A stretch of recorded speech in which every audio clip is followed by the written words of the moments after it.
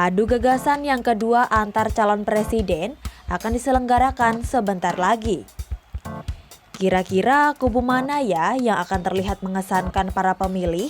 Yuk kita intip prediksinya berikut ini.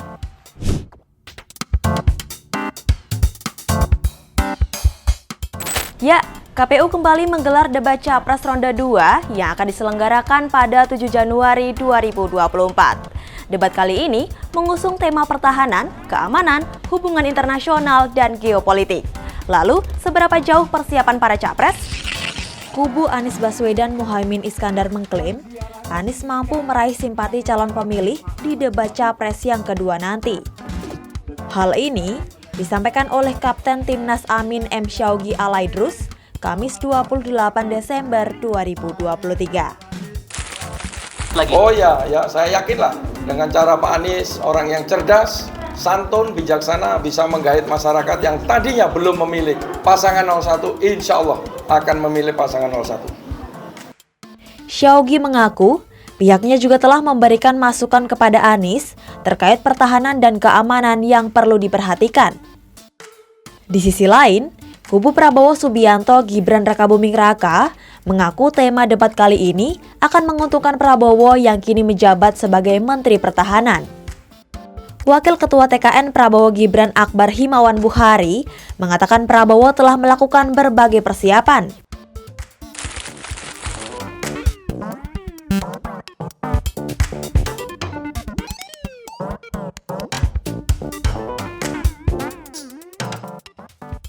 Prabowo pun disebut akan menyuguhkan beragam program yang sudah ia kerjakan selama menjabat sebagai Menteri Pertahanan. Lantas pihak TKN pun optimis, Capres nomor urut 2 itu akan melewati debat kali ini dengan mudah.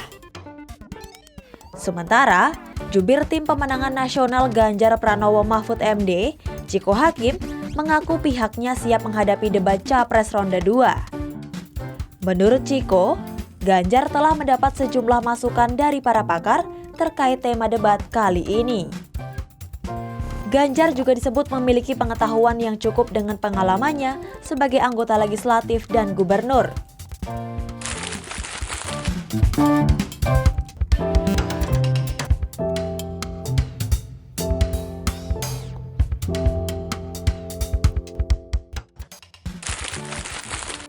Jelang debat Capres kedua, elektabilitas masing-masing paslon pun terus mengalami perubahan.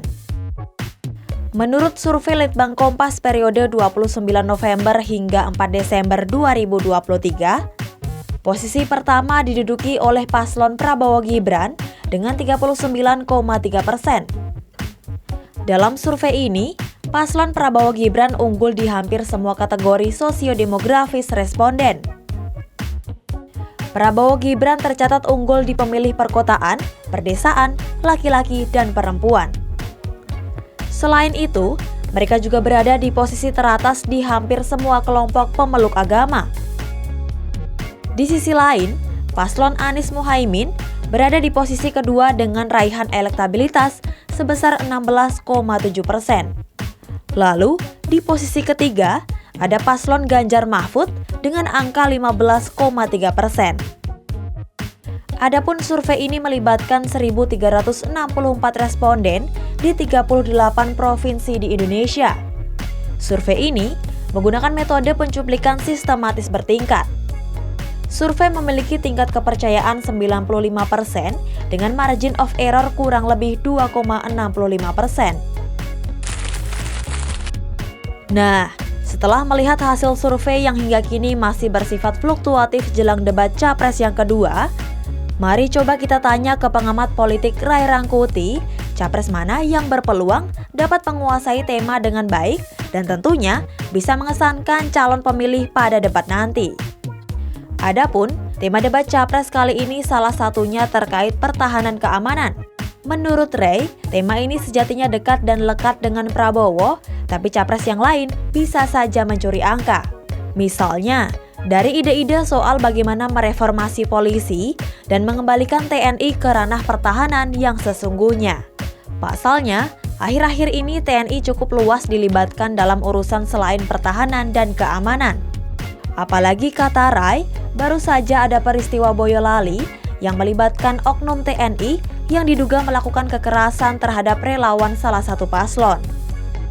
TNI akhir-akhir ini cukup luas dilibatkan dalam urusan-urusan bukan hanya pertahanan dan juga keamanan, dan dalam rangka itu juga menjadi penting untuk menanyakan soal sejauh apa keinginan untuk merespon tuntutan reformasi institusi kepolisian yang berhubungan dengan pertahanan keamanan negara.